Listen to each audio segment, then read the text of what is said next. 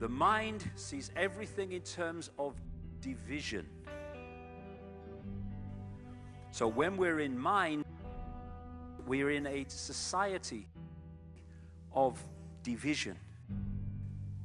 When we are in the now consciousness, that sees everything as one, because that's what consciousness is. The infinite I.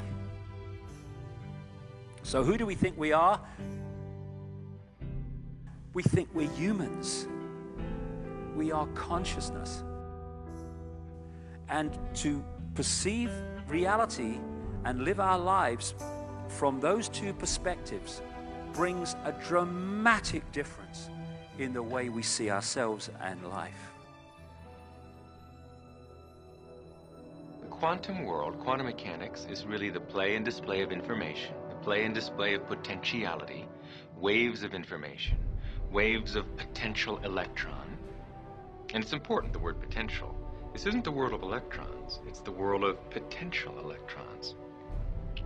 But when you have to ask the question, waves of what, really?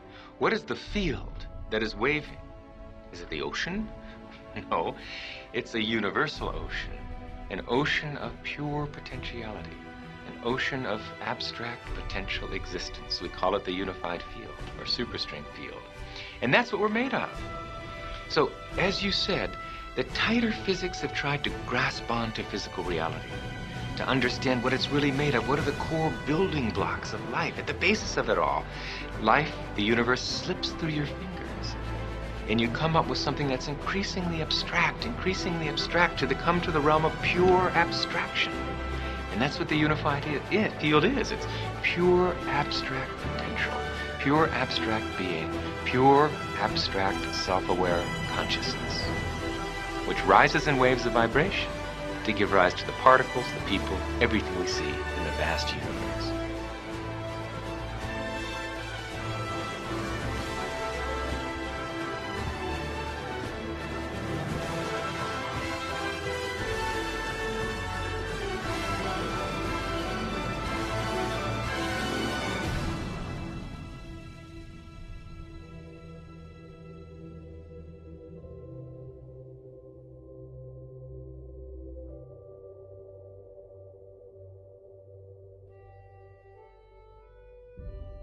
I had a conversation with my dad recently. I'm trying to heal my dad right now.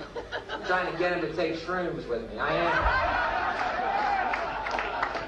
am. You don't know my dad, but you know your dad's.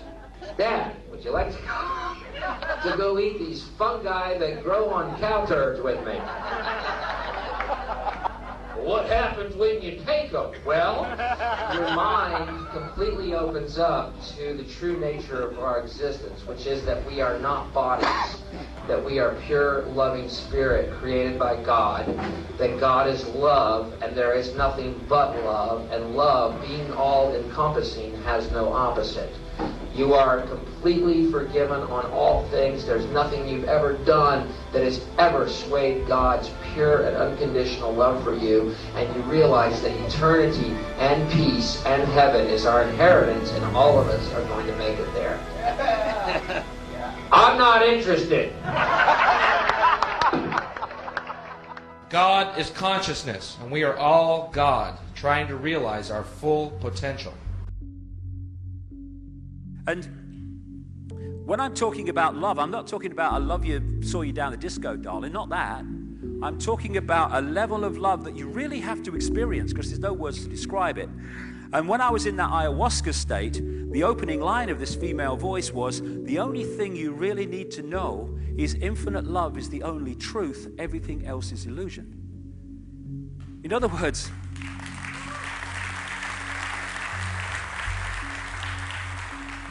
words, the existence of one infinite consciousness, that's the only truth. Everything else is illusion. It's the manifestation and manifestations of that consciousness in many and various ways. But the manifestations are the illusion. The consciousness is the base reality of everything.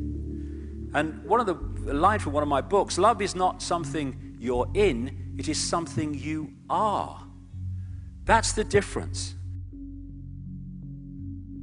Pope John Paul II said the worst prison would be a closed heart. I must say the irony of someone from the Roman Catholic Church saying that is not lost, but I do take the point.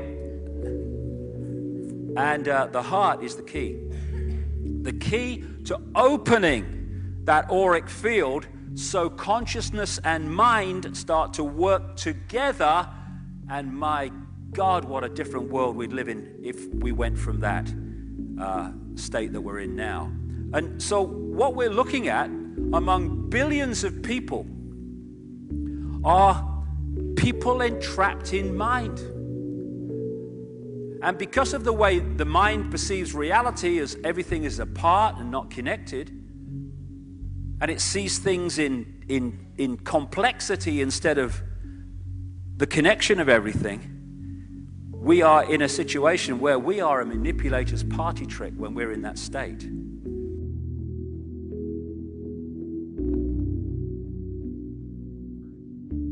Enlightenment, I thought, is it possible for human beings to gain enlightenment? And what is that? And is it possible to really get happiness going from within? Because we are always looking out for happiness. And we live in a world of change. Everything is always changing. And if you see this car that you love and you want this car, it's going to make you happy, you save up, or if you have the money, you get that car. And I even you brush your teeth looking at your car. It's so beautiful. It's so much happiness. And you drive it and keep it clean, and you're going along. Then the time passes. And a year later, it's kind of dirty with some scratches and dents. 2 years later, you're driving down the road and you spot a car that you want. And this car starts crying because you don't want it anymore. True happiness grows from within. When you dive within and really dive all the way and experience that ocean of consciousness, which Dr. John Hagelin's science calls the unified field, oneness, unity, oneness and unity. It's so beautiful. And as he says, at that fundamental level, we are all one. We're one world family.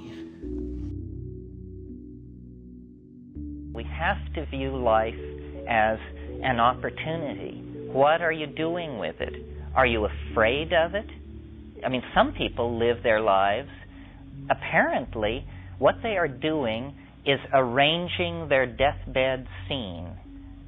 They want it to take place in a large baronial house with clipped green lawns, acres in surround. They want the room in which they die to be filled with fine art.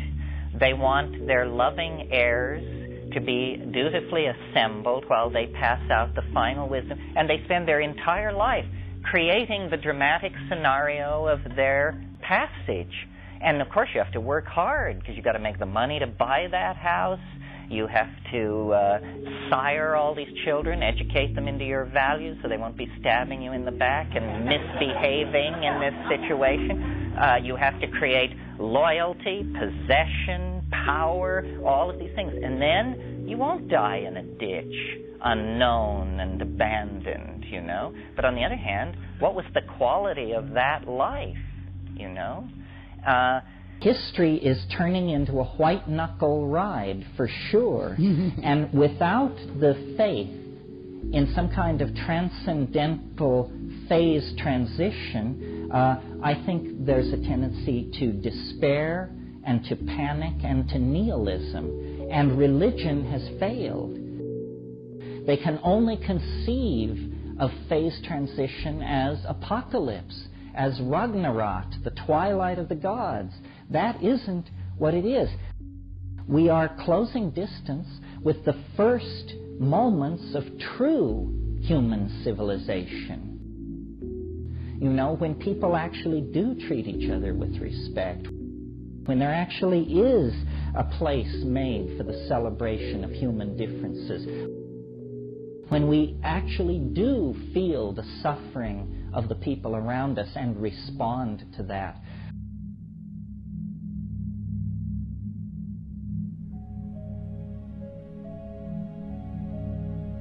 We are the power in everyone.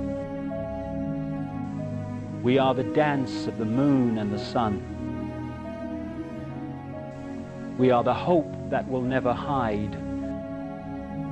We are the turning of the tide. If we can turn the tide within ourselves, from freedom or to freedom, from fear, then we turn that tide outwardly in the planet. And all it is, like everything else, is a choice. A choice between fear and love. That's all it is. We can choose to be frightened. We can choose to hate. It's a choice. Or we can choose not to fear, and we can choose to love. But I love you because you exist. I love you whatever. I love you without condition. And if we want to change the world, it has to start with self. Fear, anger, hatred, condemnation, dictating what other people should be, that's the world we've got. That's the prison. But paradise is waiting. It's a thought, an attitude away. That's all it is, a choice away. Love. If we love each other and love the world, our lives are fundamentally changed and the world is fundamentally changed. And we are the generations, strange as it may seem when you survey the world today, we are the generations, I passionately believe, who are going to love the world into the paradise it really should be and was always designed to be. Changing the world is not something in the future anymore. Oh, I hope it'll be better for the kids. It's here and now.